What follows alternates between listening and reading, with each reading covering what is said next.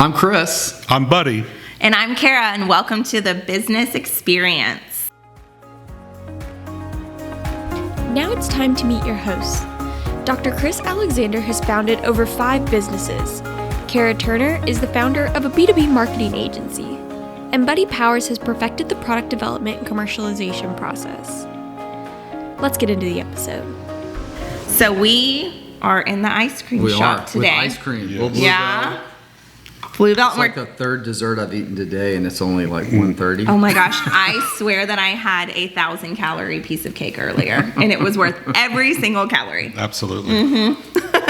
So we have a fun topic today. We are going to talk about finding a business mentor. And meeting with them often.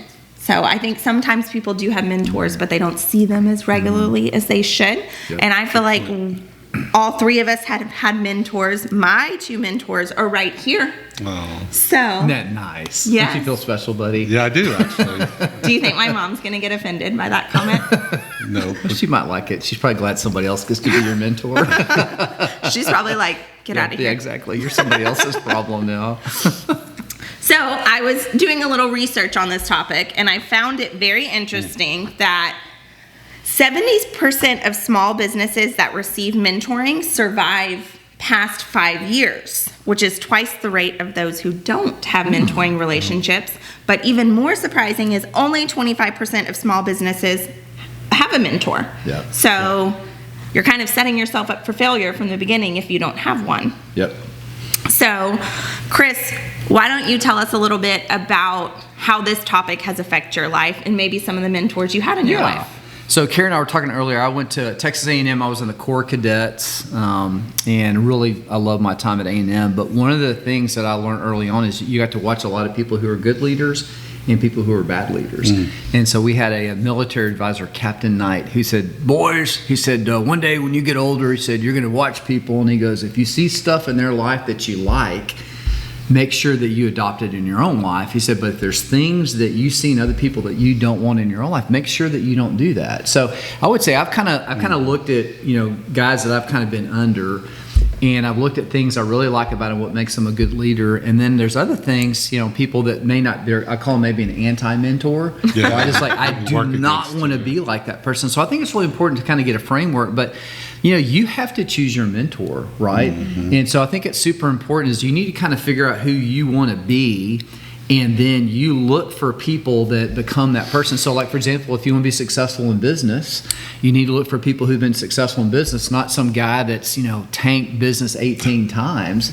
Like with family, it's like I'm a dad, and my dad was a great role model. Matter of fact, he turned 79 today, so Dad, give you a little shout out. He was a great mentor, and he and Mom been married, over 50 years, and so he's a good model. So mentors have been really important in my life, and I'm kind of at the stage now where the tables are turned, and now I'm becoming a mentor. But I think in order to be a mentor, you probably need to have been mentored at some point. Absolutely. Yeah. That's good. Buddy, what about you? Yeah, mentors have had a big impact on my career, my life in general. I didn't even realize it at the time, though. When I first started getting, the mentoring initially in my career, especially with some of the goals and the sales objectives that I was faced with, there was a lot of pressure on growth and developing business and business strategies. And so I didn't realize that people around me were very knowledgeable in that field. And whatever stages I was in terms of the type of company I was working for, every step along the way, I was able to find a mentor that helped me get into that process of where I was with this business and how to move it along and improve sales. In particular, one mentor, I've been very blessed and fortunate with mentors, but one in particular, we move close together in Katy, Texas, and so to your point about consistently meeting, I was riding to work with him every day. So, and there's a few points that I do want to, want to point out with him that he taught me was there's always a personal side to mentoring. It's terms of the why are you doing things. They need to understand that. They need to be connected to that, and why that's important for me is that, when we look at our families and the time that we spend away from them, there's got to be a purpose to that. And, and it's got to be very clear to your wife and kids, for my example, because, there's always a sacrifice that you make when you're away from your family. You're always traveling, you're diving into work, you're pushing away from, events or something like that. And you have to go write a proposal or do quotes and purchase orders and things like that. So, going further into it, I think it's also important that he taught me that you need to have a balance. You need to have mentors that are not only your mentoring, but peers. And then also, and this gentleman was obviously much older than me, and I'll talk a little bit about him later, but anyway. So growing up, my dad always told me, you don't bring people up, they bring you down, which I think is a good rule of thumb, especially for kids. Yeah. So I think it's really great to have a mentor who's going to help bring you up. And I never had a mentor until this point in my life. So it's really interesting to see the ideas that both of y'all bring to me, or if I'm talking about something and you say, have you tried this? And so I think it's super helpful to have someone who has more experience talk to you about those sort of things. Right. And I like what you said about a mentor. You don't want them only to have business mentoring, you want it to be a personal mentor too. That's right. So you have to surround yourself with both people who are doing well in business, but also have the kind of values that you want in your personal life. Yep. Yeah, it really separates the differences between coaching and managing and mentoring. So I experienced this. I'm walking in life in this stage. This is what I did when I was your age. And, you don't get that from a coach. Your coach is trying to challenge you, make it where, it's kind of difficult, and so that you're being challenged by that, KPI or whatever they're put in front of you. Key performance indicator. Yeah. For those that don't know our acronyms. Sorry. So, Buddy, you said that you had a specific mentor.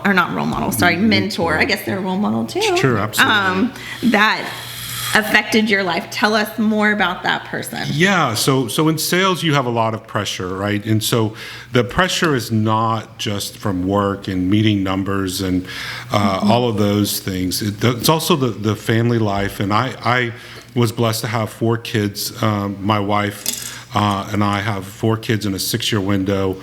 And the mentor I had gravitated toward that because he had the same. He had a boy and 3 girls.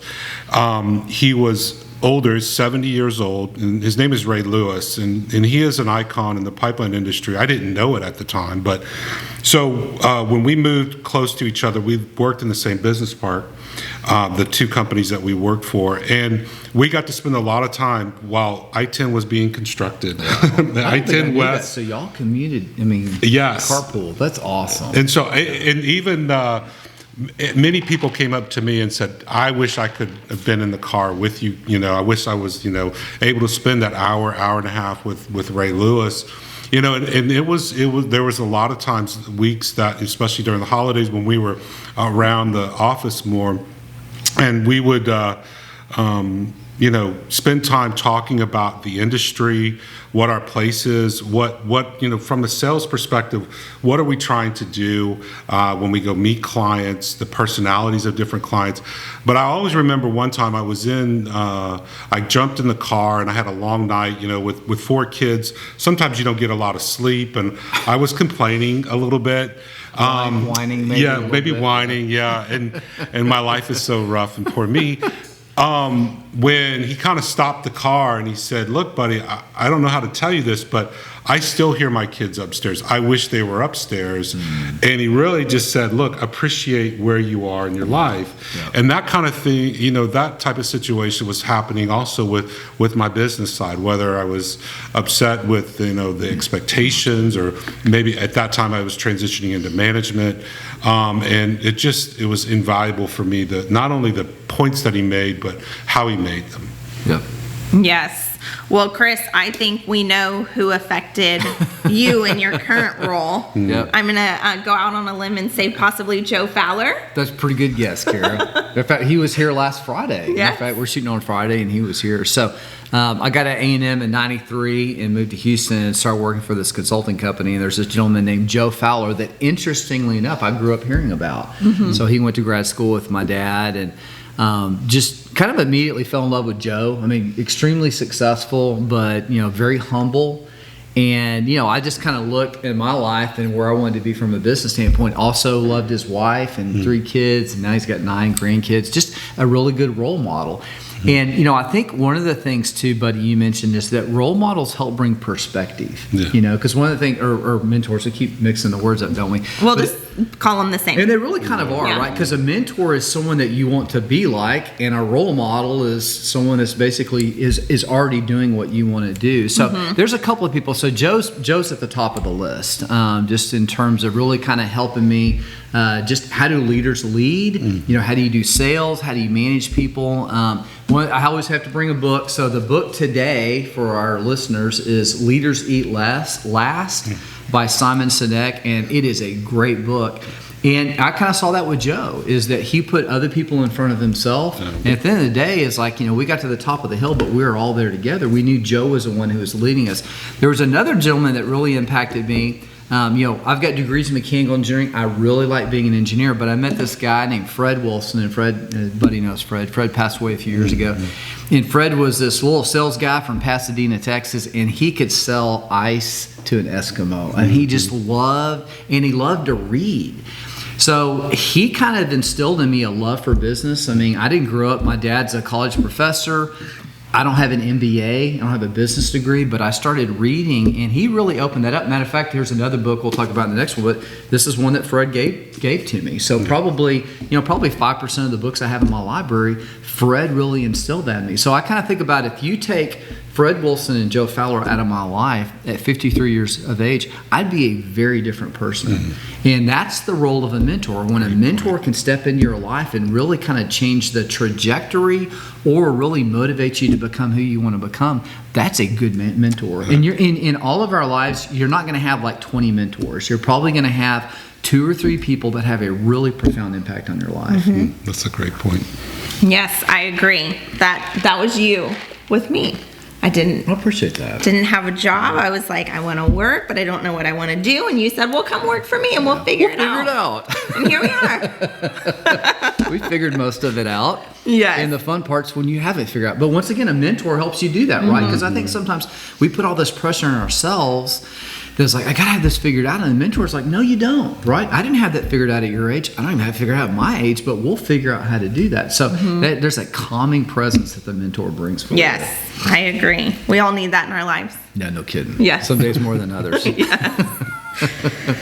So, talking about finding a mentor, we're going to talk about a practical step that one of our listeners could do to maybe find a mentor. And I would say to just think about how you want to be, what you want to be, and start looking for people who emulate that. So if you want to be a business owner, then finding someone who owns a business that's successful. If you want to be a mom, like finding a mom who you just really respect and spending time with her. I think there's a lot to be said for writing down what you want and going to find someone like that. Right. So what do you think someone could do? I think a real practical advice is, and I think the reason the statistics show that most people don't have mentors is you have to be humble, right? You have to be willing. I mean, with you and Ray and me and Joe and even Fred to an extent, you have to be willing. It's like, I don't have this all together, right? And so there's this level of vulnerability that for some reason as human beings, and especially men, right? It's like, I've got it all together and you kind of this macho. It winds up working against you, right? So my advice would be, number one, I think Carrie hit the nail on the head. You need to figure out who you want to become, or maybe who God wants you to become. But then once you do that, you got to be willing to admit, it's like, I don't understand this, and I'm struggling with this area. So that vulnerability and that willing to admit you don't have it figured out helps you figure out how to get it figured out. What do you think, buddy? Yeah, I mean, I'll probably put it in a different way, but it's the same concept of alignment of your internal values and the why you come to work, because that's the sustaining thing. The money, the authoritarian, the productivity, all of that stuff is kind of fleeting. It's really, do you have a passion? What are your passions? And find that person that can help you with that. And I believe that the mentee needs to have questions and really put some effort into it. I was fortunate. I only got about it afterwards that was a great opportunity to be mentored. So I was very fortunate for that. Yes. Perfect. Well, thank y'all so much for your input on this. I think it was a really great topic. Yeah, thank you. Join us for our next podcast where we will be talking about anticipating your customers' needs and making sure that you are ahead of that and get our advice on that. I think both of y'all have really great opinions. We'll find out. Yes. Should be interesting. Yeah. See y'all next time. Bye-bye. Bye.